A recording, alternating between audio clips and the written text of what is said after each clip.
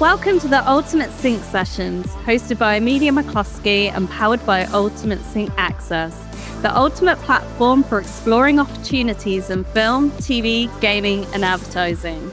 Join us as we dive into the sync world with the key players who shape the industry. Hi everyone, welcome to the Ultimate Sync Sessions. I'm excited by the guest that we have on today. I've been trying to practice his surname for a really long time. I've got no better at it. But we are joined by Enzo Massardo. Massardo, if it's in the British way. So Enzo is from Chile. So hey Enzo, how are you? Amelia, I'm so delightful. It's to be here. I'm so honored to share this conversation with you, and you pronounced it very well, Massardo. You're just being gracious, but I'll take it. Yeah, thank you for taking the time to come on today. And I'm really excited to delve into all things in the Latin markets and all your supervision projects as well. But like I do with all guests, I love to delve into where it all began for you and what sparked the initial interest into music. And so, yeah, tell me, when did it all start for you, and when did the love of music come into your life? Yeah, if I'm really honest, I started like learning how to play instruments really a young age. I would say like 10 years old.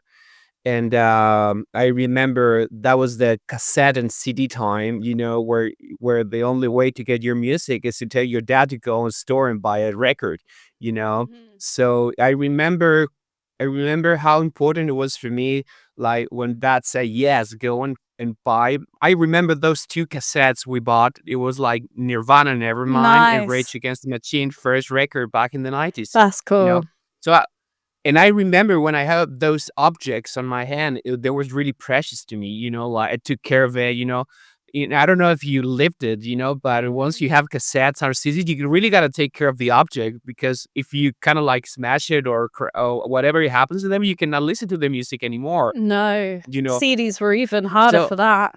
exactly. So I know it sounds a pretty an old comment, but the truth is that's where the love of music started. It wasn't just the music; it was the object, and then it was the guitar to start learning those songs.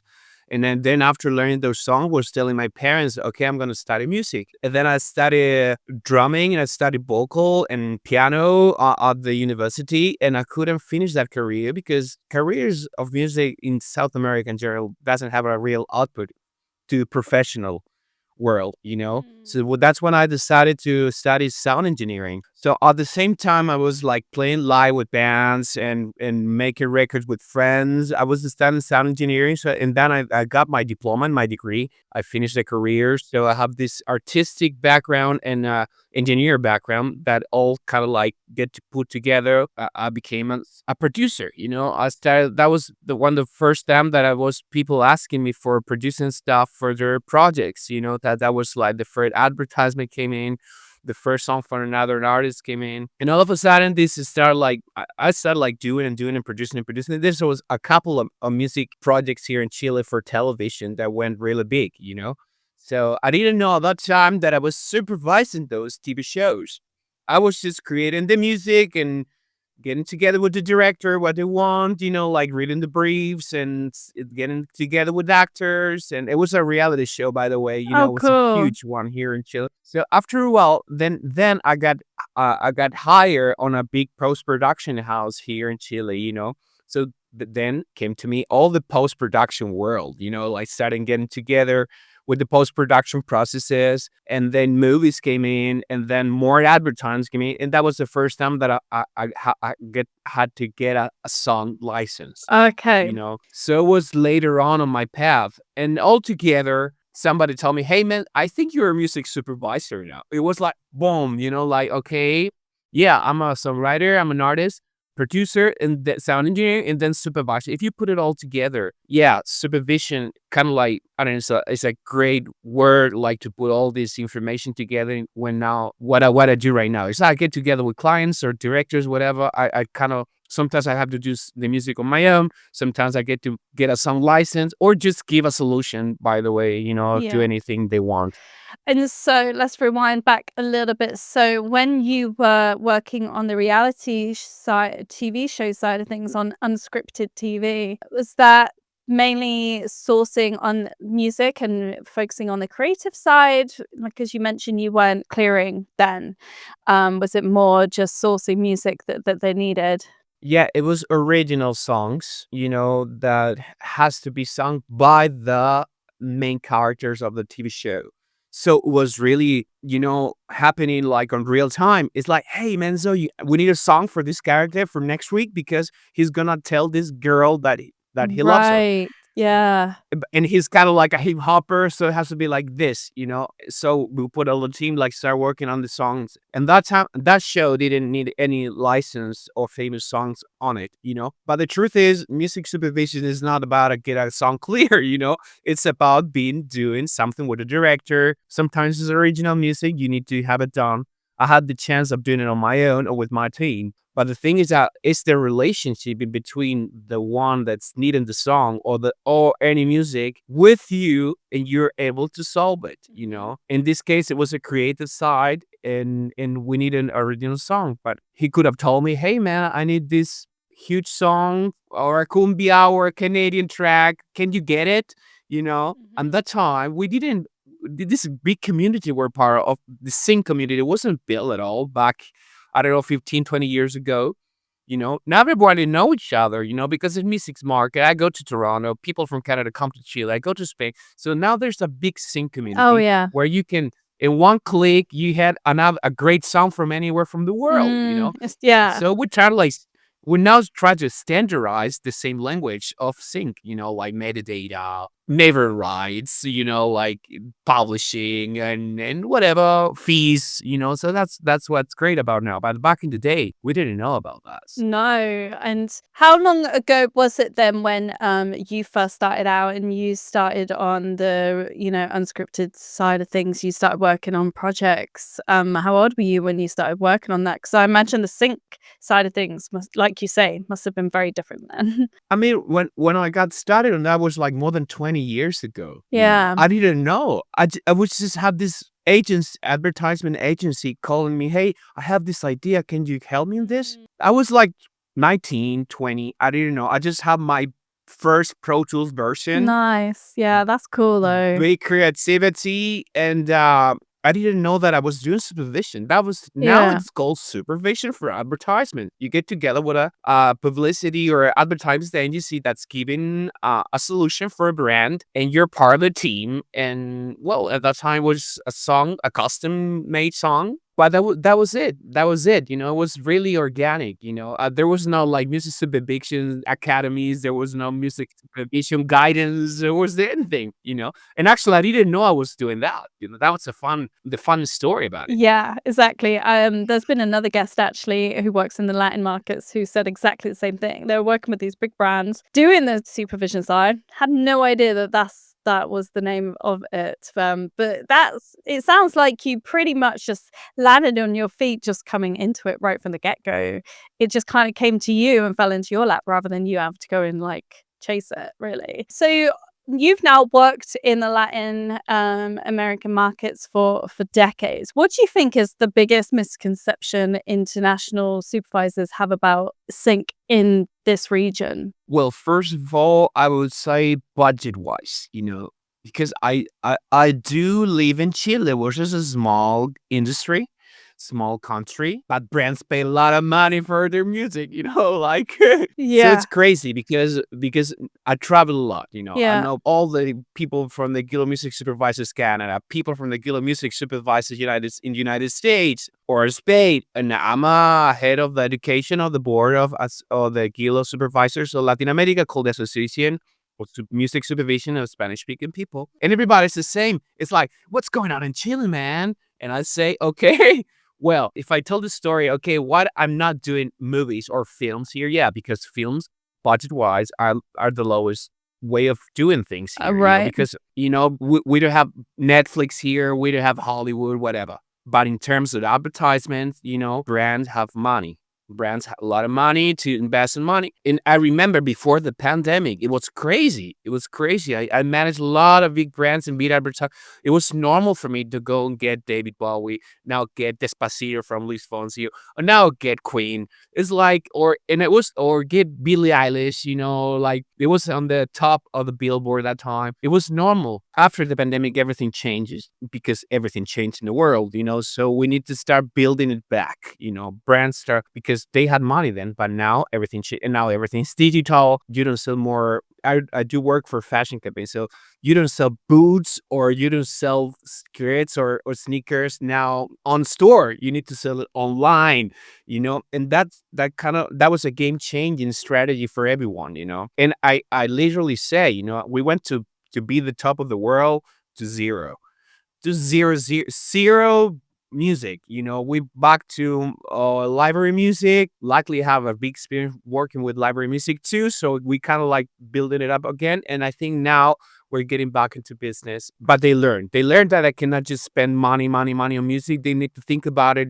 That's why I'm being called all the time to kind of analyze budget, and after that make the best decision for the brand. Yeah, of course.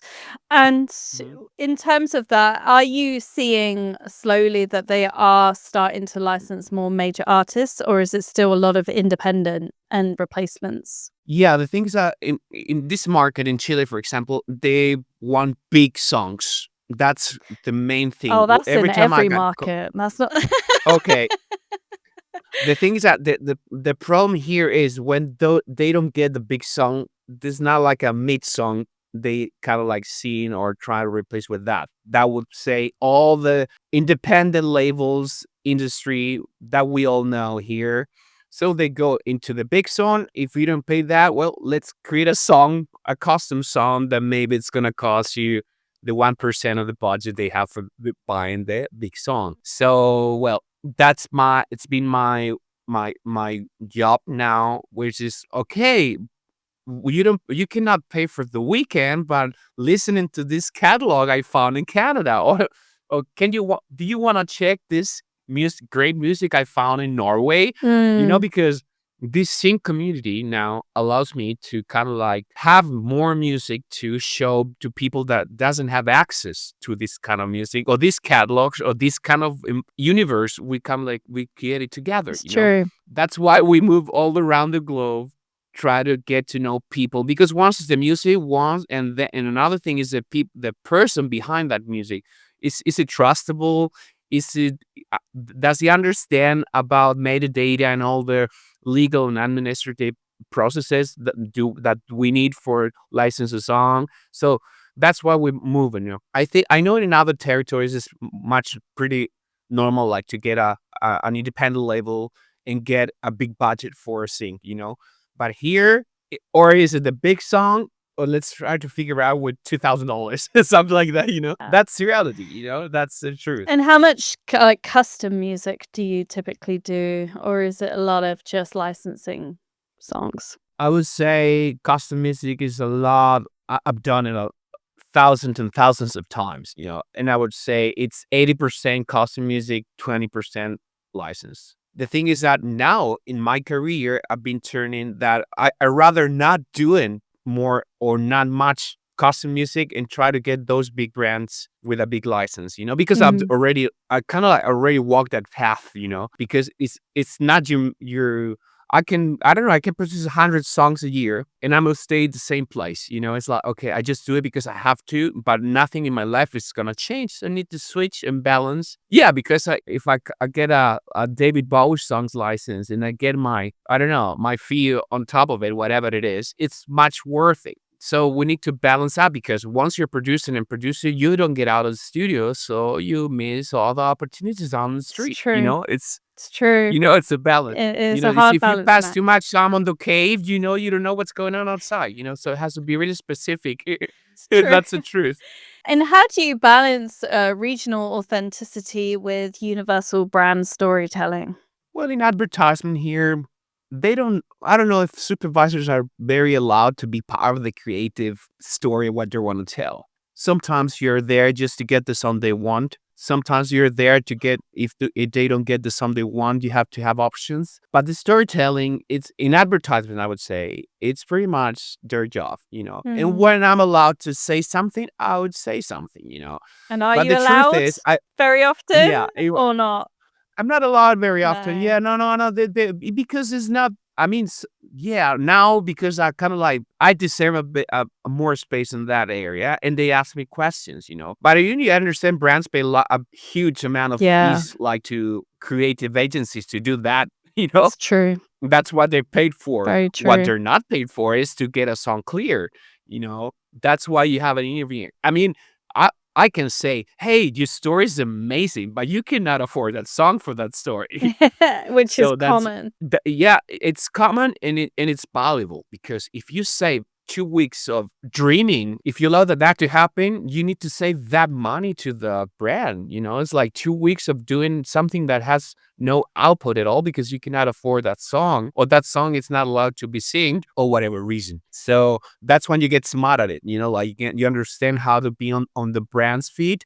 That's why they call you back. It's you know true. And what kind of trends, like what kind of main styles do you see a lot of on the advertising side in the Latin markets? I think my comments, I wouldn't say Latin market, because Chile. the first thing, yeah, Yeah, and Chile, because it's a because yeah, very Latin. big, I mean, you can, yeah, and you have to think what's going on in Chile. It's quite different that's going on in Argentina. yeah, Totally different from Colombia. Mexico and yeah. Why Mexico? It's everything.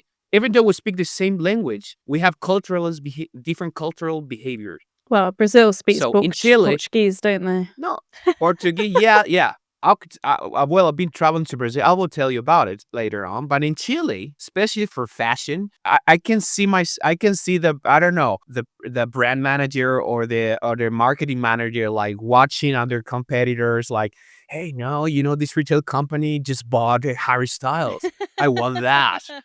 Hey, Yeah. Enzo, can you get Harry Styles? Okay, it's like that. What's trend? What's the best song in the market right now? Well, just try to get it until they know how much it costs. Yeah. And then, sometimes they can afford it, but they can actually spend the whole year's budget on one song for 1 or 3 campaigns. I don't know. So that's when you come to say, hey, wait up. I mean, Yeah. Harry Styles maybe will not give you what you're looking for in terms of selling. There's other options, and we can kind of split that budget into 4 other campaigns with not Harry Styles, of course, but we can have this and this one, which is a really famous song too. They do this focus group, and they kind of find out if it's going to work, whatever. We're selling, and a lot of cover too. You cannot pay the master. Well, let's try to figure it out and produce that cover for you.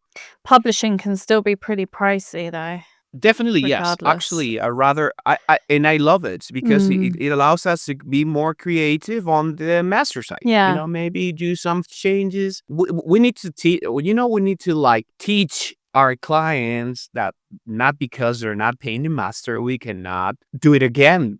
It has to have something different or a justification for them to know. You're not saving that money on the master. You're creating something new, which is better for the advertisement, whatever it is.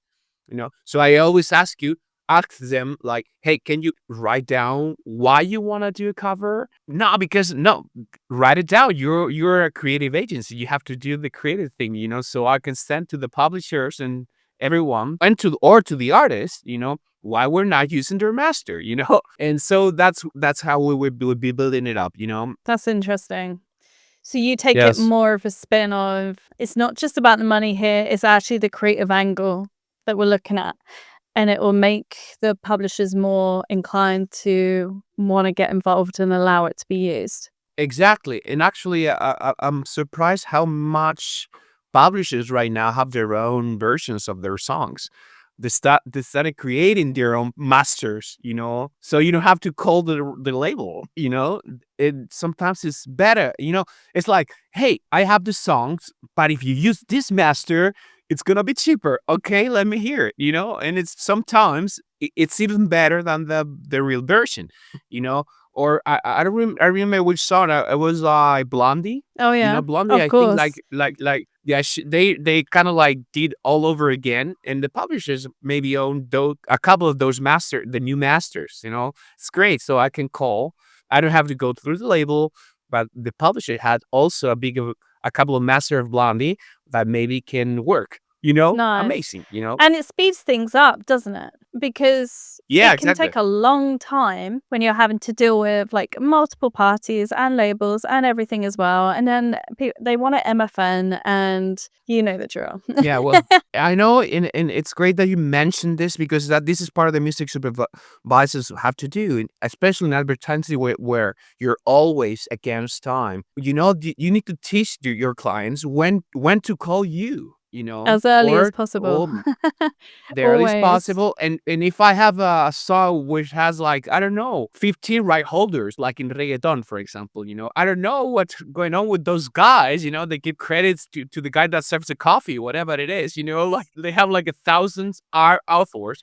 I tell them right away, hey, this song is great, but it's gonna be a pain in the ass to Yeah. get it, who's this guy? It's not even an author, like, so I let them know that's gonna be complicated from day one. Yes. So they And understand that we have 30 days to be on air, that maybe we don't get it. no, it's being So they realistic. start like feeling exactly. So you save them time, because if you decide to go on, okay, I have to go on, but they know it's not your fault, but they go on. Yeah, you You know? warned them. And so how do you negotiate like the value of music in an ad world that's so focused on the cost cutting side of things without kind of compromising on the overall quality? Because I know you mentioned about covers, which is one route, which is great for replacements. What are some other kind of creative routes that you take when you need to kind of cut costs down, but you don't want to compromise on the vision or the sound? Okay, well, the first thing about budget is like, hopefully you build this relationship with the brand or the client, which is where they can be open about what the budget they have, first of all. Because they tell me, hey, I have 30 grand for this song, not more than that. And this is the song I want. Then I go to the publisher and say, hey, this song is 50,000, whatever. Okay, I know the brand's not gonna get that song, and I know that I need a song at the top with 30 grand. So instantly we can say to the publisher, hey, we cannot allow that. What do you have for 30 grand? Yeah. Or 25, whatever it is. So I've always tried to get back with a solution. But if the client doesn't give you any information about the budget, it's It can gonna be be really like a Pandora challenging. box. Yeah, it's Yeah. a Pandora box. You don't know. Hey, it's 50,000. We can allow. Can you give me another one? Hey, listen, but can you please tell me how much you have? Like, so I cannot be going back and forth. It sounds like logic, but it is the truth. And it's not only here, it's in the United States, it's in Canada, it's in Spain. So I realized that this work that I've been doing for a long time, it works pretty much the same everywhere. It's true. It's So true. you need to get smart at it, because that's when music supervision comes up. Music supervision is not just to be creative, listen to thousands of songs to Mm-mm. send a brand I and get your fee. I wish it was. It's to be, I think it's more like a marketing and psychological kind of work with people that doesn't understand at all about music and rights and anything. And you gotta make them feel it's easier with you, like, but the truth is it took me like 20 years to understand it, like my Yeah. entire life. It is. It's a lot of managing expectations and negotiating, a lot of admin. It's very admin heavy. Do you see a lot of like buyouts on your side of things? Especially if like dealing with custom score or anything like that? This is a great question because in Chile, pretty much people that hire you for write a custom song doesn't know about what a buyout is. Oh, okay. So you never get a work for hire contract before you do it. That's the informality of our markets in South America, not my informality, because I've been, like I told you, being part of this scene world for a long time. So I'm be the one to be the asking for the contract, asking for the conditions. So it's not common to have a buyout. And every Oh, time that I got an offer, hey, the brand wants to own this song forever. It's not yours anymore. Okay, this is how much it's costing.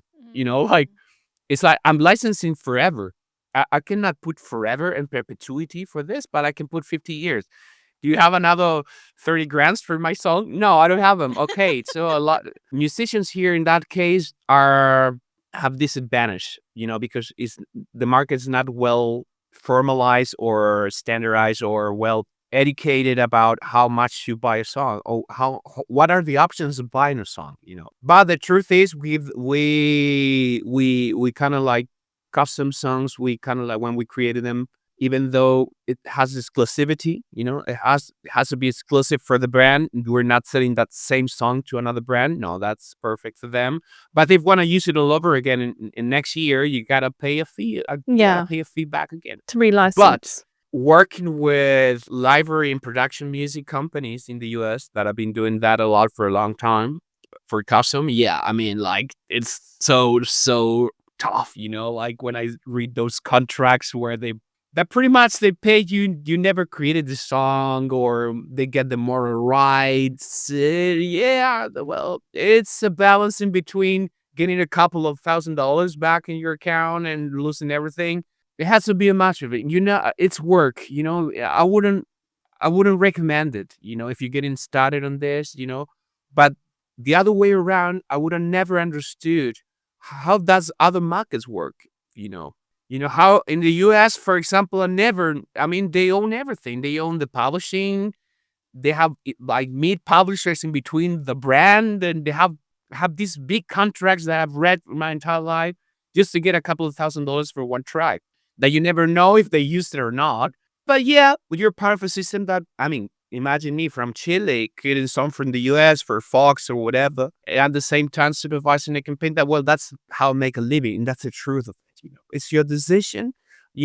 I'm not saying I agree with what I've been signing for those people, but I'm not, this is not taking me any energy or taking my sleep away, because I did it. I do find myself an honor of doing this, that I understand that's not going to be my main focus career. But I have to understand that people just want to buy out because they don't want to deal with you anymore after the song is made. Exactly. They don't want to pay royalties. They want to own the IP. Exactly. But here in Chile, no, you actually could go into your PRO and register the song from advertising and get your royalty, which is really punished, by the way, in these PROs. If you do songs for advertisement, they don't pay you as much if you have a song on radio, like a normal song, or in television. They have like different rates, which is totally wrong for me, but at least you can go and register it, which is something you cannot do in the US, for example. Yeah, of course. And when you receive an ambiguous brief, like we want something emotional but upbeat, what's your process for translating like vague creative language into something you can go to your, trusted sources to get music from? Because it is always trying to decipher the language and wording and of what the creative teams want when they don't have a music background, and then you have to kind of take that and try and figure out what it is they actually want, and then try and convert that into wording, into a brief that works for all your music libraries and sources you use. Yeah, that's when the music therapists come back to you again. And like you start, yeah, you use the right word, which is like decipher what they're trying to say, when they don't know the right words. But, if you see people start like doing stuff with their hands, people starting doing like, that's information for me. That's why you have to learn and be smart at it, because you understand when. And of course, you ask for references. When I understand that they don't know how to explain it, I said, okay, can you send me a damn link about what you want? Like, kind of just to get in this one link that can be whatever song they liked. I can get a BPM, I can be an instrumentation, I can be if it's a female or male vocalist, or I can see there's a main instrument like a sax or a violin or cello. I can see if it's organic or electronic. It's like that's your job. Like in 3 minutes or 30 seconds, you need to understand what genre, BPM, and what all their hand movements talked about according to the reference you listen to. So, but that's maybe my talent, because I've been doing it for a long time. I've been called like the specialist of deciphering people That's a good or what they skill. want. That's a very good skill. It's a good skill that I take sometimes I take it for granted. It's like something that's on me, and I always deliver what they want. But the truth is, everything I'm telling you, it requires a lot of time of learning about genres, learning about instrumentation, learning about BPM, learning about shaking hands, learning about everything, because you don't have time to send, I don't know, to deliver back something it's not, because they instantly think you're not able to do their job. It's really cruel, I would say. Yeah. But that's the truth. That's where, I mean, for people that's getting into this business, that's what the skills you need to develop. You know. do, yeah. That's why supervisors have different profiles. This is pretty interesting. If I'm in a meeting with a brand and the brand wants a song and they start like doing the shaking hands out, and there's a piano or a guitar, I can take it and play it there in front of them right away or sing it. There's other supervisors that never played an instrument before. They were part of PROs or different backgrounds. So they start like putting rights on top of the table right away. So they use the different backgrounds to kind of make their client understand that they're the right guy for the job. In my case, I'm a musician, so for me, music it's my language. It's my natural language, and then I become a supervisor.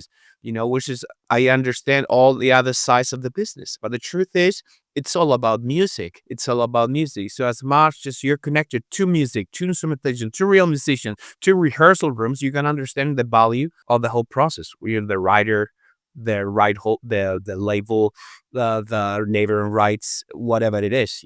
So you have a better perspective. You're more connected to music than you're not.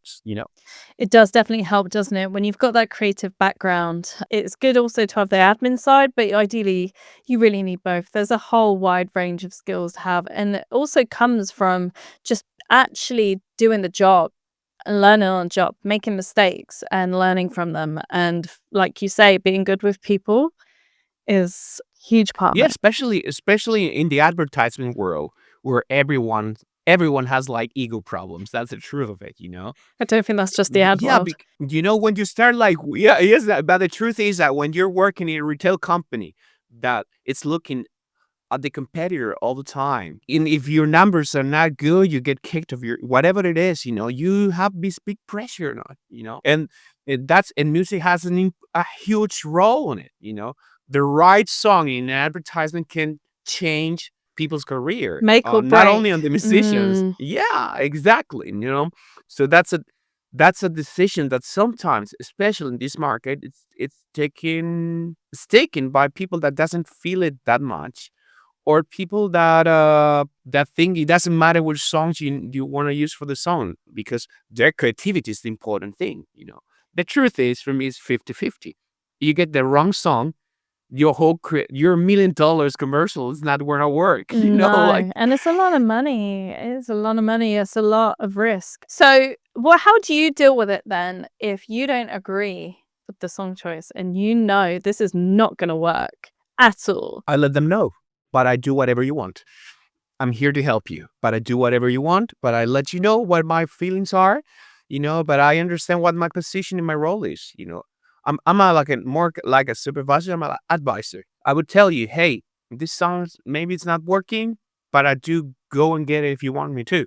It doesn't matter. At the end of it, I'm here for that. And that's a humble way of giving solutions, because it's not my point of view what matters. It's the brand's point of view. The thing is that if you hire me, I'm not just here to do what you do, to do what you want. I'm here also to suggest things to you in case you're not seeing it, because I'm working with you for the last 10 years. Like, maybe if it's a new client, I can be just quiet and do it for a long time. But I usually say things because I'm confident enough, because I've been doing this for a long time, and I've seen lots of mistakes and lots of things that are not working. And maybe for these clients, they're gonna appreciate that I'm saying it. But at the end of the day, they're gonna do whatever they want. It's true. Yeah. And Yeah. Have you seen a lot of the times when it's gone exactly that way? They've gone exactly that Yeah. way. Yeah. Yeah. Because they have to demonstrate to somebody else also, Yeah. There's it's a a whole chain chain. of demonstration. Yeah. So because if everything goes well, who gets the credit? Not the supervisor at all. I go to my house and sleep quietly, but somebody's gonna be telling you, did you see my commercial, whatever it is? you know we want that to happen, and we want us to be just in peacefully doing our job. We don't want to be awarded because of this commercial. Well, if that happens, that's amazing, but that's not a goal for a supervisor. You're there to help the brand. In this case, not more. Yeah. And be thankful if they called you back. Literally. What's the most counterintuitive music choice you've made for an ad that actually ended up being a big success? It wasn't a commercial song. It was a campaign that came to me that it was about cyberbullying. It was Okay. this type of campaign that kind of like they created it like to be on media and stuff, but they're focused more on to get a Cannes Lion, Uh-huh. award. Like these kind of cases where you change people ideas and mind, but still it's a commercial and marketing strategy behind it. So I'm gonna tell the story. This 15 years old girl in Chile that committed suicide in a Starbucks cafe. No. That was on 2018. It was all over the news because it wasn't just a normal girl. It was like a high society girl, first of all. Then she was a singer and a songwriter. Oh. So she was really special. And all of a sudden, she committed suicide. After that, like I would say 6 months after this tragic event, their parents, in a way of, I don't know, building their souls back, they got connected with this really great agency guy, which is, in the agency world, you have the guy with the numbers, and there are also guys with a clear mind and a great soul to build great stories. Mm. There's good people all over the industry. And they put together an idea of creating a new song of Katie. Katie was the name of the girl. A new song from Katie that talks about like cyberbullying, because it was an anti-cyberbullying song. And they call me.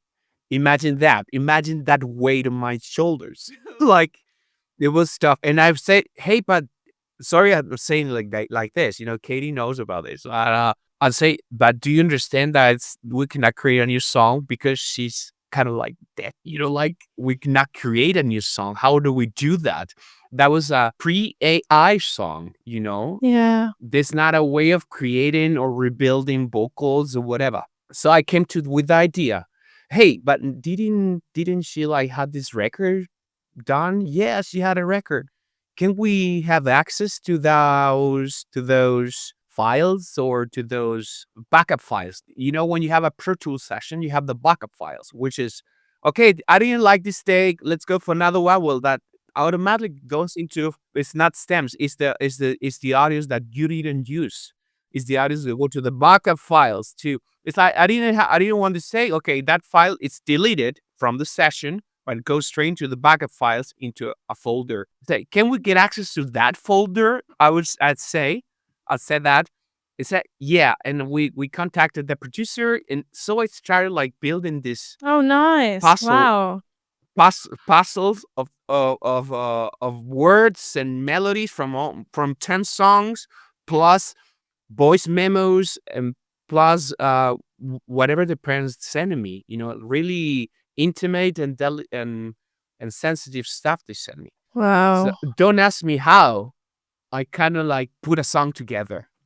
That's crazy. That's really cool. And the song, it's called "I Don't Want to Say Goodbye." We kind of like showed it to their parents.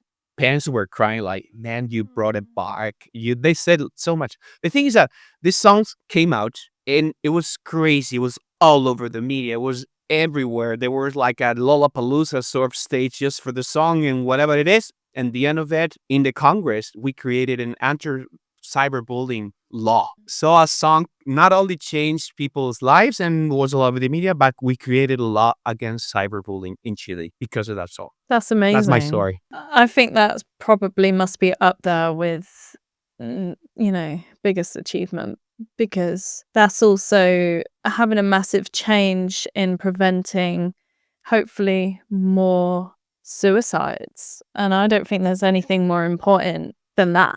Yeah, we won lots of awards, and we had a lot of we have the most important awards in Latin America about like campaigns and stuff. I couldn't feel myself responsible. I was like, thanks, but I don't want any clapping. I don't want any kudos. I don't want anything. Just did what I did. This is, it was impossible for me. This is not something I have to celebrate about it. But it was great. That was well recognized all over the industry. That, of course, like put me on spot of every campaign. Everybody was calling that year. Like, I bet. That's good. It was good. We did something that seemed really impossible. Now you can do it in 2 clicks. Now you have the whole vocal done by Suno or whatever it is, or vocal trainers. I don't know how to call them. That I don't like using, by the way. But in that time, we used this one. That's amazing. That's a really, really nice story. Really incredible. You're listening to the Ultimate Sync Sessions with your host, Amelia McCloskey, where the world of sync meets opportunity. Stick around for more insider insights and stories straight from the heart of the industry. And so we just touched on AI a bit there. Do you see a lot of brands starting to use a lot of AI generated stuff yet? I wouldn't say a lot, but if one brand said I use it, for me, it's quite enough. That's, I remember having this meeting with this big agency here. And because I was having like my routine meetings of, hey, I'm a music supervisor. I'm here to help you. And they say, yeah, we don't care about like these digital small songs because we're kind of like doing it with AI. It was like, what? Oh no. For me, it was like a punch in the face. Like, okay, we got to that point. Okay. And I immediately told them like, hey, are you aware of what you're doing? Because this is not illegal. You can be involved in a big problem because those songs you're using are from somebody else. And like, they don't care, they don't see it. And because we're here, maybe they think that nobody's gonna pay attention to it. But the truth is, we in this digital world, there's not a way that you cannot get caught if you're doing stuff. Yeah. And no one really, it's still all up in the air. Like, the government hasn't really created any framework. But the truth, Amelia, is like, this is what's going on right now. Who you are in this new world is the question. Who you are. Well, I decided, for example, like I said before, okay, I'm not gonna be focused in my career on creating custom music for advertisement because that's gonna be replaced at some point. That's the truth. It's a downward curve. Why are you gonna be important then? Well, because you're the one that knows the rights. You're the ones that know about AI and how it's gonna be regulated in the future because you are studying right now in Mexico or in the US what's going on with the laws about AI. So at some point, someone is gonna call, hey, Enzo, I'm gonna use AI, and it's gonna pay. What do you think? Well, you're calling the right guy. This is my fee to let you know. Exactly that. Yeah. And also, like, speaking with another supervisor as well, we discussed like also, it's the complexities when dealing with estates and issues around that as well. The AI just cannot take over that as of today.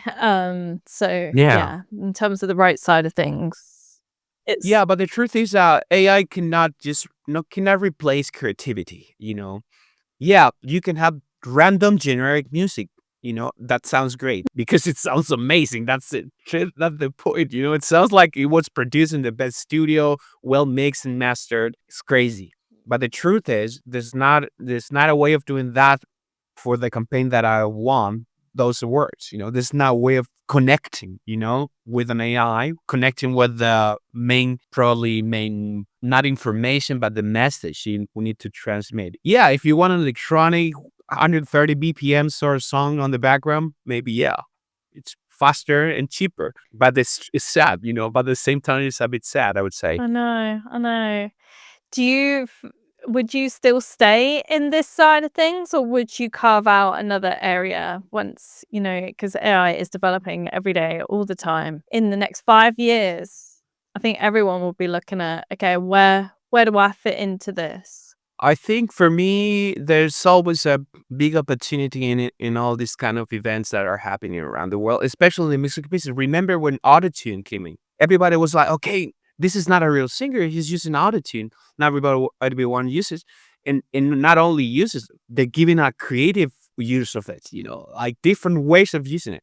For me, this is like the same. It's that I'm not saying I'm gonna be using AI or real time music generators for creating music, but that maybe if I have a creator side of myself, I'm gonna be creating weirder music and strange and I'm gonna be creating those songs that I have in my mind that never done it because I said nobody's gonna pay attention to these songs anymore because it has like classical instrumentation fused like with Beatles and stuff. Well, now that kind of music is gonna be really required because it's created by humans. Like there's gonna be another type of music that is gonna be generically created by computers that maybe it's gonna at some point it has no creativity at all. Everyone's gonna sound the same. Uh-huh. Well, I think as a creator, I need to develop something that's unique, something that's really has an identity, and it sounds damn good.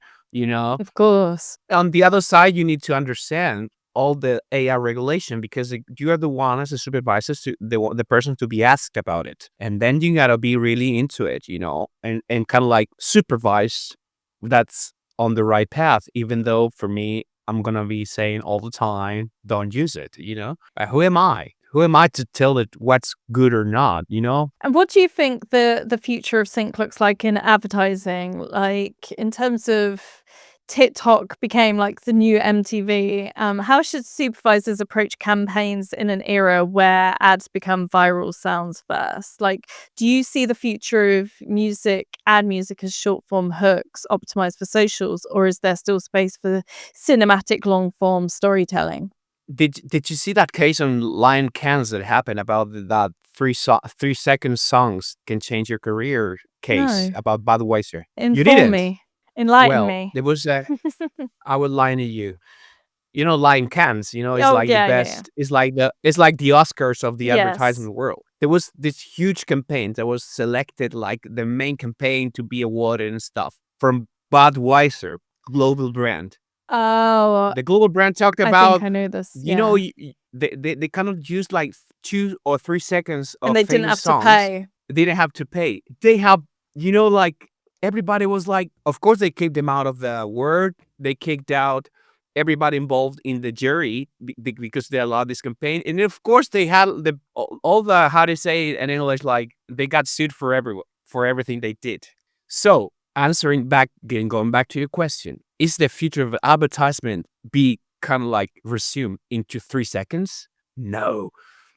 For me, advertising has a really big responsibility because they're not just selling brands, they're telling stories. There's not a story that can be told in 3 seconds or Mm. 5 or 10. Mhm. you know, I think for me, we're going into this kind of like, okay, we adapt. We adapt to a new social media, we adapt to times. But the truth is, because if you remember how commercials were back in our days. I remember a huge commercial that changed my life. I'm still singing those jingles. There were people behind it trying to make it as best as possible. So for me, it's only a transition of things, because you cannot tell a story in 3 seconds. No. And humans cannot be probably scrolling without getting sick in a couple of years. So I think it's gonna be back to what it used to be, which is I need to tell a story in 35 seconds that maybe changed people's life, even though I'm trying to sell another pair of kickers, like, or boots or whatever it is, or a beer. But you can tell a story. That's why there's the good people in business and there's people that's mediocre, like it always like this. You want to get to know the people that enlightens people, even though you're working in a brand or you're working as a marketing manager. Well, you can be enlightened and you can try to put that light into what you do. So that's when we get together and we create great things like we did with Katie's summer song the one with the girl that committed suicide, that kind of like we bring back to their parents a bit of light through this campaign, because of that, we not only we had a law, we have less people committing suicide, because of these events, so that's what. So it has to be like that, especially now that people, a brand like Budweiser thought that could do that without paying anything, and everybody was kicked out from their companies because of that now. Especially when they also have the budgets. They have the Exactly. budgets. And then actually almost like boasting about it. Like if we used all this, we didn't have to pay, kind of thing. What's the biggest creative risk you've taken in an ad? Would you say that it was The the biggest KT? credit? Yeah, the biggest creative risk that Yeah, you've yeah, the creative risk. taken and I how think it that paid it off was. I will repeat myself on that one with the KT. because yeah, it could Yeah. have been a mess, Yeah, and yeah, it could have been, yeah, like something that their parents would have said, "Hey, like yeah. thank you, but no thank you," and that would have been really awkward. But the truth is, we all cried, and it worked. And I was so nervous. I was dying before I showed the song to their parents. Imagine that. It's not I don't want any kudos and congratulations from you guys. It's like but I took a risk because the song was called "I Don't Want to Say Goodbye" from a girl that committed suicide. It wasn't like a soft message. It was like straight into your head. It was like because it had to be like that in order like to work. Like for people from media listen to it and say, "Oh, what is this?" And it caused that effect. But I took my chance on that one because I wouldn't say I enlightened myself. It just happened. I don't know how. It just happened truly. Because I was dealing with I don't know, 15 years old spirit going around the studio. It was because I had the chance of listening to those vocals like isolated. That was scary. I'm being honest with you. It was scary. It put me on my chills. It wasn't a happy job at all. Yeah, it took a lot of me to do it. And after I had to take therapy and I had to do stuff because I kind of like because of a bit of a sadness and melancholy got stuck on my heart because of doing this because I was involved like a couple of months in it. So it doesn't belong to me. So I need to deliver it back to the world. Because I hold it on my own. I need to deliver it back. And nowadays I'm still friend of the parents. They're totally recovered. They have this big foundation. We're helping a lot of people. It was a really great experience, but at the end of it, that taught me a lot about how life should be. Yeah, I could see how that would take a lot from you emotionally to deliver.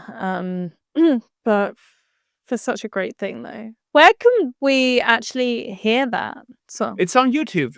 What's the It's name on of it? YouTube. If you go, "I Don't Want to Say Goodbye" is the name of the song, and Katie Summer, Katie with only one T, Katy, Mhm. summer like summer. Summer. Mhm. And there's two well, there's a version which is an animated video with the whole song, and there's another video with how the song was made.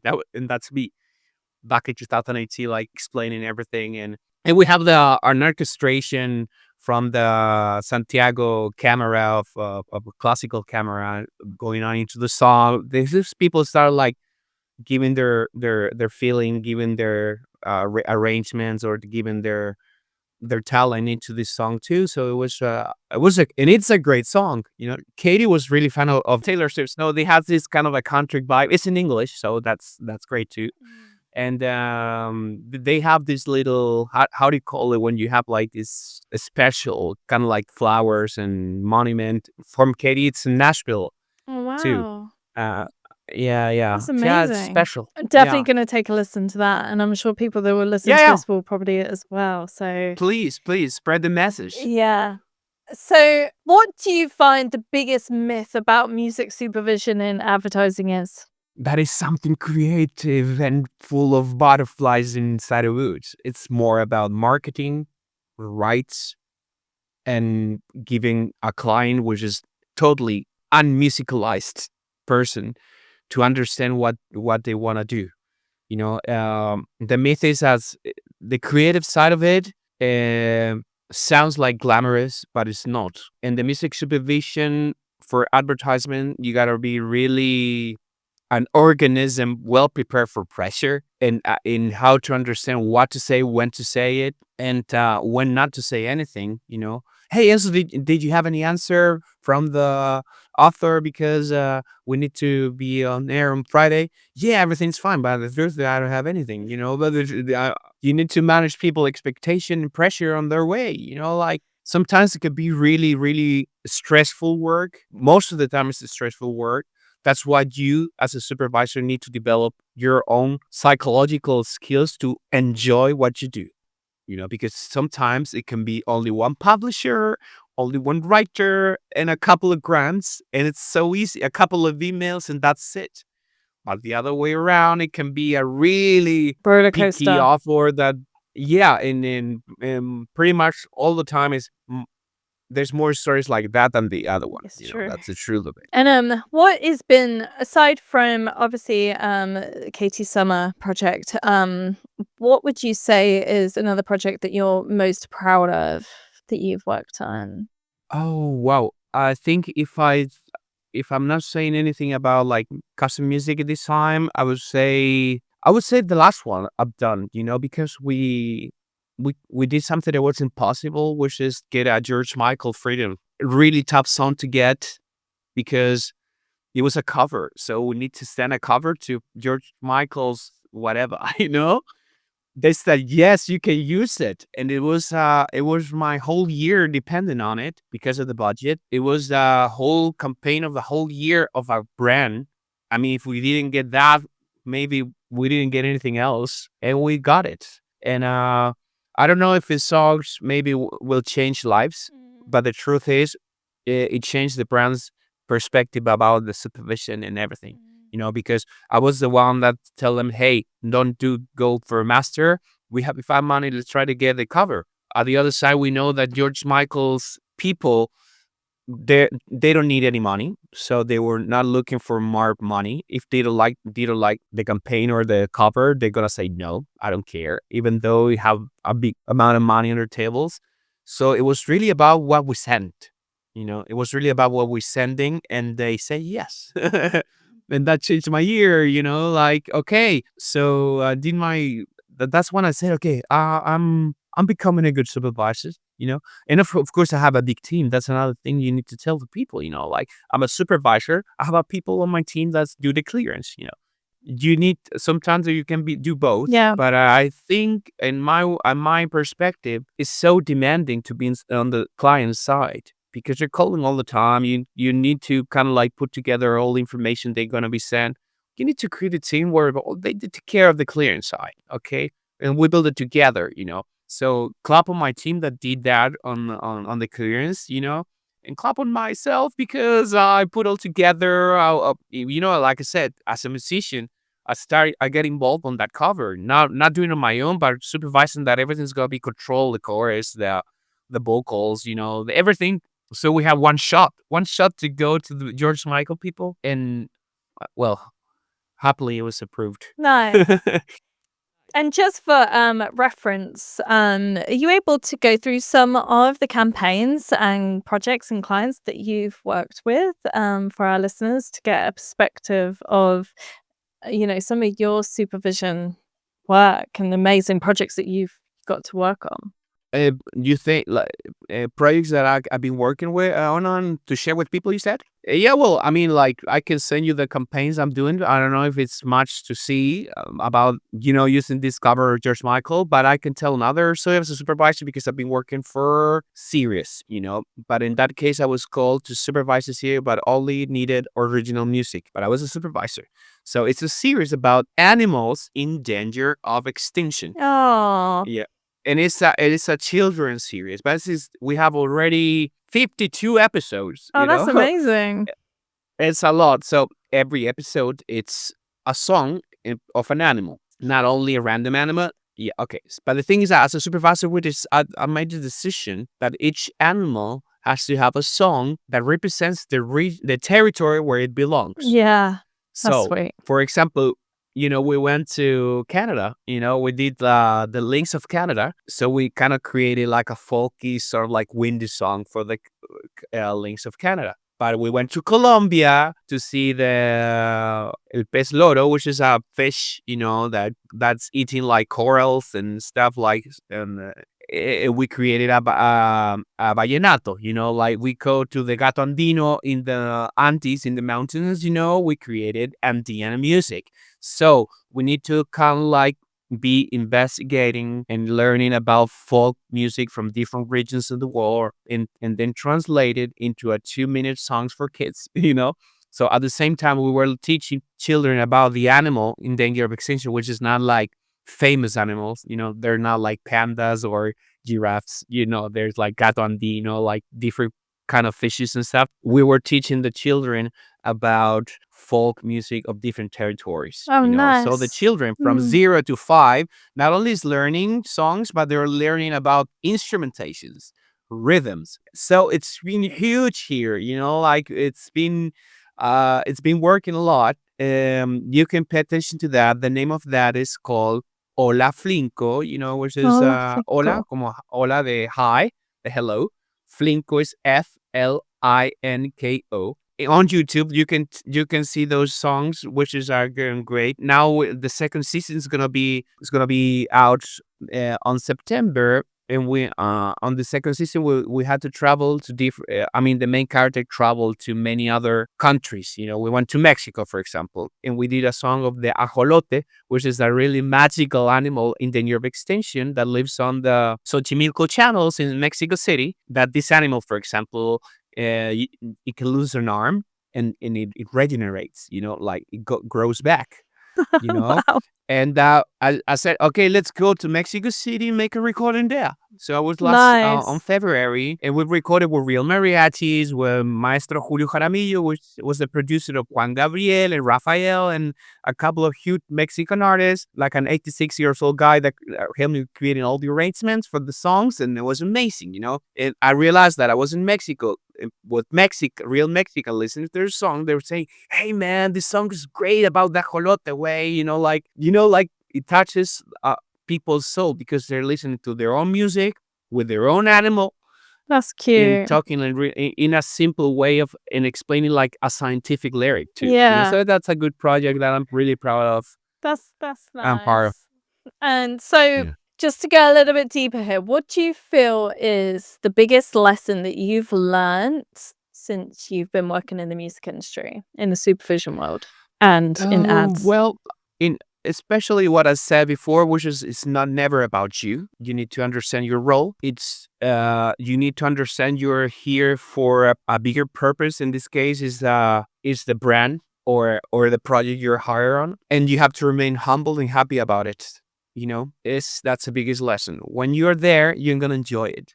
When you're gonna struggle to put your point of view on top of the table because you're right, you're not gonna be happy about it, because of the people around this micro universe of advertisement. You need to understand that there's people that don't know about music or don't care about music until they have to care.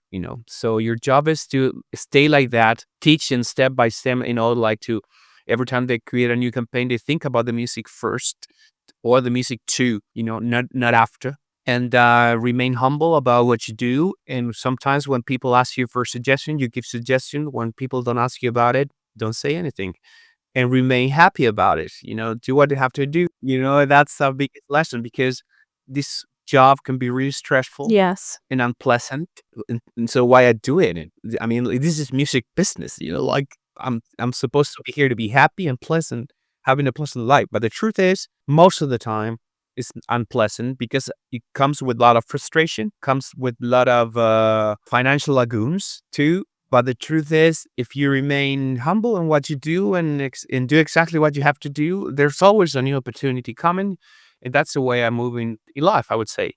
That's really good advice. And so what are the plans for you in the next, like, I would say 5 to 10 years, would you say? Well, like I said before, I'm part of the ASM, which is the Association of Music Supervision of Spanish People, and so I'm a head of education there. So my next step is gonna be creating like educative programs for all the industry First of all, I think we have a big gap there about how new artists and new labels understand the music world, how brands and clients understand the processes. And I'm really enthusiastic and passionate about like being that guy, kind of like connecting those points and create a more coherent industry.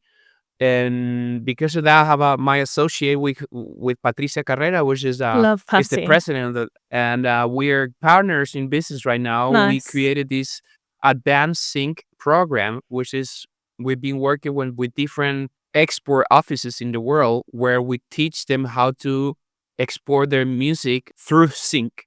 You know, so we've been creating these events of formative mentoring first, and then listening session and networking after. So we can create bridges in between, I don't know, Canadian music with supervisors in Mexico, or we can create Chilean music with supervisors from the US, from Germany and Poland, or we can go to Spain to create a bridge in between Spanish music with Canadian supervisors. We're creating that. And Nice. I'm really passionate about it Crossing because I borders. would say I have to tell to people that music supervision as such is not a big business at all. We need to kind of like put the ball down to the earth, like we say, that it's not I mean, there's a few, of course, if you're working with Marvel and Disney, and not even that, maybe, yeah, you can do that, only that.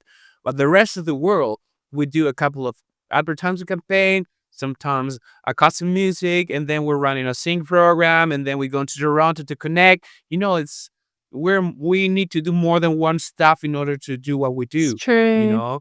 It's and true. uh and I and you have to feel really proud if you're on that path, because it's not about doing maybe one stuff and be the best of the world. Yeah, maybe you are, but okay, I'm friend of Jen Malone. Like, I know how she lives, I know what she does, and she's a great girl, great woman. But it's unique. It's only one Jen Malone that's getting all those projects and stuff. But that's totally fine for me. I love doing my retail campaigns here too, but thanks to this kind of mentality is that I get to know and get together with her and understand what she works, what she's doing, but just keeping wonderful, like from Marvel, that good friend of mine, because she's totally into understand what a Chilean supervisor does. And now we're friends, like, but we don't compete each other. I don't want to get to Marvel. I just want to do this, like being in this podcast and go to Toronto next year and connect to the world. See that hopefully we can bring some Canadian music into our programs to show to other supervisors you cannot get to. That's amazing, because that's the only way we can kind of like get the sync into the level it deserves in terms of legal, administrative, and I would say genre too.